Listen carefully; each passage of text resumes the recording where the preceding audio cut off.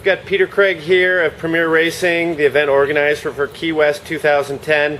Peter, it's Monday. The event has begun. The train has left the station. How are we doing? Well, I couldn't get a better start. I mean, take a look, 75 degrees, called for light air. They were saying 6 to 8, maybe a little bit less, and just get back off the race course. We have 8 to 10, even up to 12. It's been beautiful out there. This is the second year where the economy has affected your event. Still good numbers, though. Oh, yeah. There's no question it's affected the event. We were down 40% last year. As people were signing up in the fall with the news that was coming out with banks and whatnot, most travel events got impacted pretty seriously, and ours was no exception. What makes Key West Race Week, in my mind, unique is there are 134 entries, with 133 of them having traveled. I mean, everyone that comes here has made an investment and they're committed to being here. Oh, no question. There's two facets, actually. It is a travel regatta extreme in that we have no local component like some travel regattas do. So every boat does travel, with the exception of one, as you mentioned.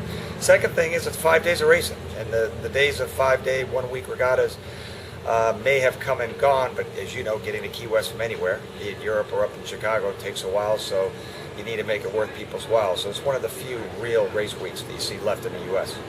Now, we've got one design component, but we also have handicap out there. We've got IRC and we've got PHRF, and I know the challenge for, certainly for PHRF, where handicap is localized, you're bringing together boats from all over the planet and trying to create as good a playing field as you can with regard to handicaps. How do you handle that? Oh, we took that in hand, I'm going to say 8-9 years ago, and formed our own national PHRF consortium.